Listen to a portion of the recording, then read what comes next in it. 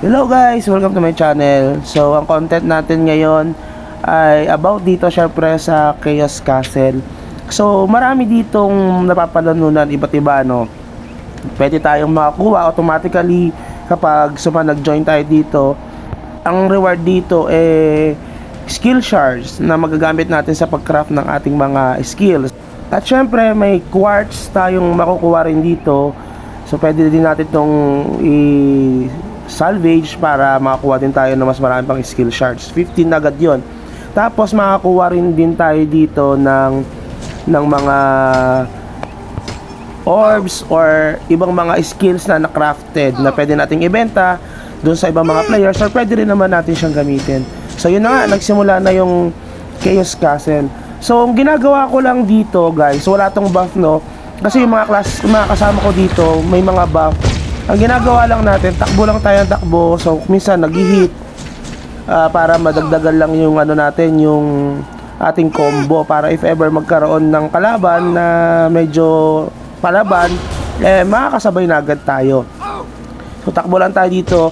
Maganda kasi sa DL cha, matigas siya, no, makunat. Tingnan mo, ang dami bumabanat sa akin, kaya takbo lang ng takbo. Ang nababawas pa lang sa atin, SD. Tignan nyo yung yung remaining life ko doon, yung attempts 3 pa siya. So makikita natin dyan na yung iba nababawasan na, iba namamatay na. Tayo medyo mahaba pa yung ating attempts, at the same time yung buhay natin.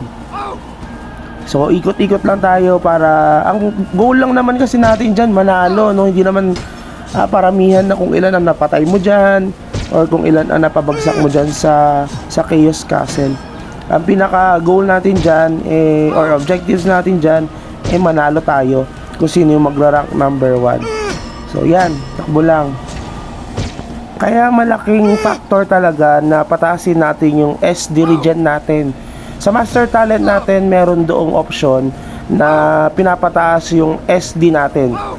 So ang kailangan lang natin pataasin yung regen nito, para kahit papano mabilis tayong makapag-regen ng SD natin. Kasi the more na mas mataas yung SD natin, or kapag may SD tayo, kukunat tayo. Kasi doon sa pag nabawasan ng SD natin, parang lumalambot na tayo pagka yung buhay na talaga mismo natin yung binabawas.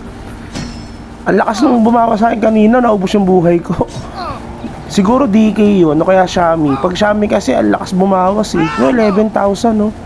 Namatay tayo doon sa una natin. So 2 attempts. Tignan nyo yan, 2 attempts gagawin lang natin. Tatakbo lang tayo ng tatakbo. Biruin mo, hindi tayo nababawasan yung SD natin. Dire-diretso lang, na kung mabawasan man tayo, magre-regen lang siya. So kukunat tayo ng kukunat. Hayaan lang natin sila mapagbakbakan. Bakit? Wala kasi tayong damage. Mahina yung damage natin. At saka pang finale kasi tayo, no? Hindi tayo makikipaglaban sa mga una-una. Doon tayo sa huli na tayo makikipagbakbakan, yung mga 3, mga 2 na lang kayo, or mga 5 na lang kayo. Iniiwasan kasi natin maubos yung attempts natin dito, kasi sayang eh, diba? The more na mas marami kang yung attempts natin na matitira sa bandang huli, kahit na pagtulungan ka nila, namatay ka, babalik ulit yung SD mo tsaka yung buhay mo, sila bawas na. So malaking advantage mo yun para manalo ka dito sa ating Chaos Castle. Sa Chaos Castle kasi 2 beses lang yan sa isang linggo, Tuesday at saka Friday lang siya. So yun lang yung time mo or yung chance mo na makakuha ng skill shard or quartz, or kaya yung mga skills na crafted na. So tumatakbo lang tayo dito. Ilan na lang ba kami? 16 na lang ata to, o 15 na lang. So from 30 naging 16 o 15. Isang beses pa lang tayo namamatay. No, yung yan lang ginagawa natin. Buo pa ang buhay, walang SD, dire-diretso lang. Kasi ang kinakatakot ko na kalaban dito, Dark Knight. Kasi medyo hirap ako sa Dark Knight kapag nakikipaglaban sa kanila. Sa Wizard ngayon, medyo nakakasabay na ako. Simula nung nagkaroon ako ng kaduel na Wizard, medyo nakakasabay na sa kanya. Pero syempre malakas pa rin silang bumawas. Depende pa rin sa gamit at saka sa level up ng Wizard. So ilan na ba kaming natitira? Almost 10 na lang ata to, o 12. So laban lang. ginagawa natin mga DL para sa CC, no? Kapag ka may lumalapit sa atin na hinihit tayo, gamitan nyo lang ng kabayo para masipa palayo. Tapos takbo kayo agad palayo, no? Kasi lalaban yung ano nyo yung hook nyo, siya ang dadamage kahit papano para sa inyo. Kahit papano, syempre, mababawasan yung kalaban. Laki pa ng damage sa akin, no? 25,000, 35,000 pag combo. Pero dahil nga makuna to, nakikita nyo naman, nare-regen yung ating SD. Yan ang mag-focus kayo dyan, guys, yung regeneration ng SD nyo. O 5 na lang kami. Dito medyo matagal yung laban dito sa kaming 5 na natitira dito. So lumalaban na tayo, guys, no? Ginagawa ko kasi pinagtutulungan namin yung tinumutulong ako doon sa mga inaatake para madaling mapatay. So biruin mo, 5 na lang kami dito. Or 3 na lang pala. 2 pa yung natitirang attempts ko. Tignan nyo, ibig sabihin napakakuna talaga ng character natin, no? O dahil sa strategy lang, natakbo ng takbo, hindi na ikipagsabayan. So natira pala dito Dark Knight at saka Wizard ata tong isa, o Wizard nga, o MG siguro to, MG, kasi naka-sword eh. Sure yan na nasa top or nasa rankings yung mga natira dito, yan dalawang yan.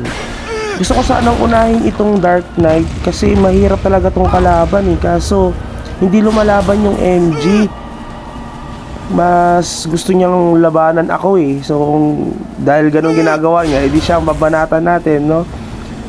Pero mas gusto kong eliminate ito agad tong Dark Knight kasi lugi ako dito sa Dark Knight eh.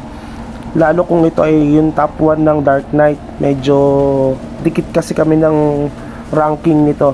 At syempre lugi ang Dark Knight, ang Dark Lord sa Dark Knight kahit paano. Yun ang sa tingin ko lang, ha. Pero kapag medyo maganda-gandang items natin, syempre lalamang tayo sa Dark Knight. So dito nakikipagsabayan na tayo. Kita nyo, lumalaban yung ibon natin, no? Diba? Tumatakbo, ibig sabihin wala nang buhay ang masyado. Mamatay na yan. Pinagtutulungan na namin, konti na lang yan. 5k yung bawas, 2k bawas ng ibon natin. O na-eliminate na, namatay na. So, 1-on-1 na lang kami ng Dark Knight na to. Biruin mo na wala yung attempts ko. May 2 pa ako natitira, di ba? So, nawawala pala pag ilan na lang kayong player. Sayang naman yung pagtatakbo-takbo ko doon. O, kita nyo, hirap na hirap tayo dito sa Dark Knight. Ginagawa lang natin, hit, tas takbo. Para kahit pa paano, makapag-regen tayo ng SD. At saka yung pots. Pero malaki kasi ang buhay din nito eh. Pag tumakbo yan, ibig sabihin maliit na rin ang buhay niyan. Ang gagawin lang natin, takbo para takbo hit, tapos takbo hit. Tapos yung ating ibon niya, bumabawas din yan eh. Tapos nababawasan rin yung natin, yung kalaban natin ng malaking damage. So maganda yan, no? Kunti na lang buhay nito. Yan, tapos hit tayo. Yan, kunti na lang. Mamamatay na rin yan. Papatayin natin yan kapag tayo ay medyo nakapag-regen. Kasi makakapag-regen din siya ng buhay eh. Ang ginagawa niya sigurado, nagko-cooldown yan ng kanyang fatal strike at the same time yung parang stab para makapag-create ng combo. Unti na lang ang buhay niya sigurado. So nagre-regen lang tayo ng ating buhay.